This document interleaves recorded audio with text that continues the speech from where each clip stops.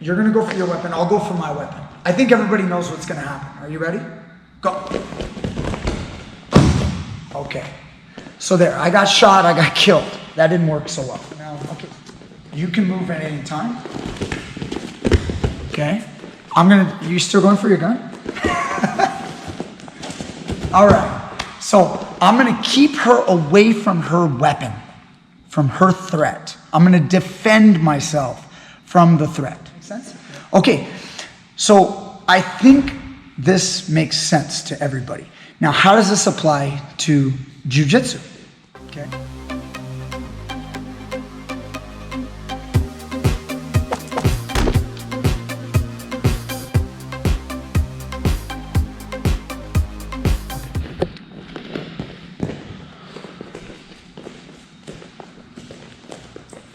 Teach me grappling. What's up, guys? Brian Peterson here. I've got Maria. Come on in, Maria.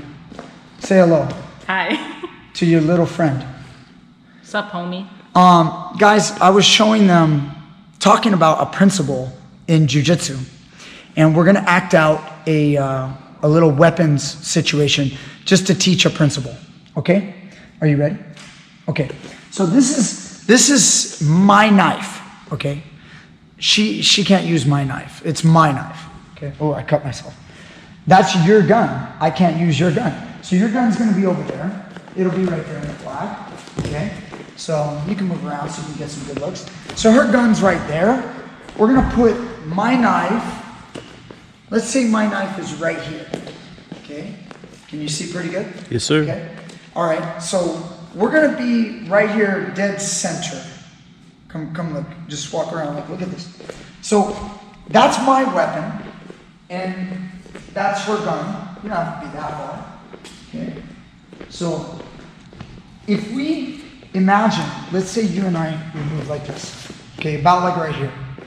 Now, what would happen if she chose to go for her weapon and I chose to go for my weapon? Can you imagine what would happen? Are you close enough to see all this stuff? Yep. Okay. You're gonna go for your weapon, I'll go for my weapon. I think everybody knows what's gonna happen. Are you ready? Go. Okay. So there, I got shot, I got killed. That didn't work so well. Okay, so go back. So when we're here, what would be, bring it in. So what would be the best thing for me to do? I think it's pretty obvious. I need to defend her threat. So go ahead and you can back up. So now you can move at any time. Okay. You still going for your gun? All right. So I'm going to keep her away from her weapon, from her threat. I'm going to defend myself from the threat. Okay. Makes total sense, right? Now, let's say we're here. No. Roles are reversed. We're here. Now, again, you've got your weapon over there, and it happens to be a gun. If you go for your weapon, I go for mine. Go. Did you see that? You all right? Did I hurt you? No, I died. You died. Okay. Vatos logos forever, eh? Okay. Blood in, blood out. Come on over. So, we're here. What would make complete sense? You have a weapon. But do you want to really go for your weapon when my weapon is readily available? You have to calculate. Now, if it was dead even, I still think I could beat you. Because I got a knife and I'm fast. But I don't know. But the point is, if you're worried that you're going to lose the game, you just come and defend. Ready? Go. I said to run! No, now run! I only have a knife. Run! And if you can't get your weapon down, where do you go? Out the door. You run away. You free yourself. You get away from the danger. In this case, I would not be able to fire a bullet at you as you ran out the door, but you'd be free. Make sense? Okay, so I think this makes sense to everybody. Now, how does this apply to jiu-jitsu? Okay, so it happens all the time where, you want me to use you, Jacob? Or do you want to? Sure. Okay, here, why don't we both do it? Okay. Here, come on in, Jacob. Okay, first I'll do it, and you watch, and then, okay, so come get my back. Guys, I can't tell you how many times you guys, I see my students, and you guys are probably doing the same thing. The person's going for the rear naked choke, okay? Now, when he's going for the rear naked choke, if he gets this far, I'm in deep trouble. The point is, I have to start fighting the hands. No, it's okay, go ahead. Rear naked choke. I have to fight the hands and get this hand down and try to defend the threat. At this point, you should not be fighting with the feet.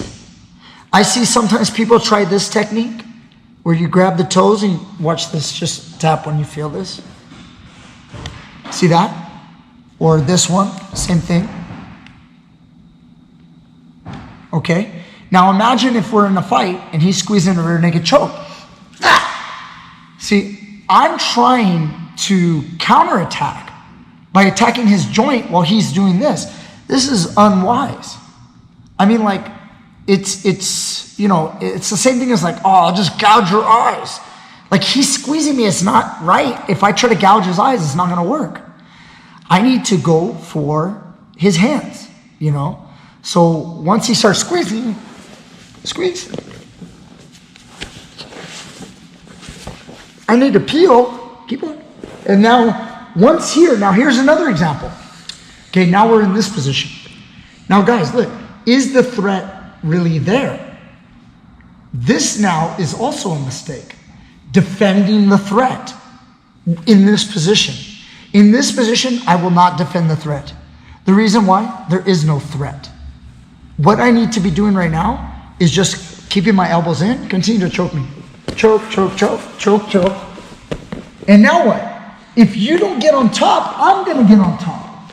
So at this point, you get on top, and I get my guard, okay? So really quick, it ends up like becoming, it's really important to understand the threats. If the threat is real, your opponent's weapon is right there. You have to defend that. So I defend, right? Once here, now once I get to where the threat is no longer there, stop messing around with this. I see this all too much. You defend the threat, meanwhile, you know the threat is going away, so you transition into the mount. And then now, you guys are underneath here, because you were worried about the threat when you shouldn't have been. You should have been working on the position, improving your positioning. Go back a step.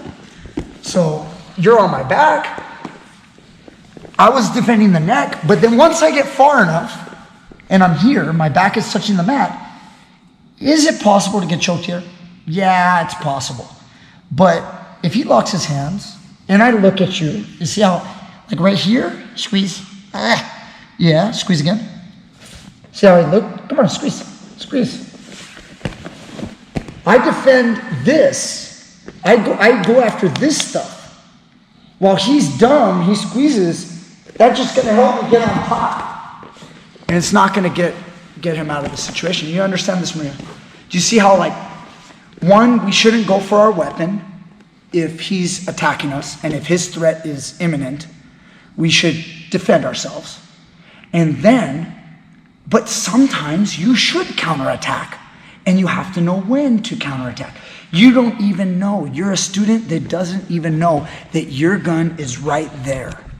And your opponent runs after his knife or his gun, and you, instead of grabbing your gun and shooting him, you actually chase after them. And instructors, we're always looking at the students, and we see you guys doing this. You're defending the threat when you shouldn't be. You should be counterattacking. And by counterattacking, you will defend the threat. So, do you understand this? Mm-hmm. So, come on in here. Let him get your back.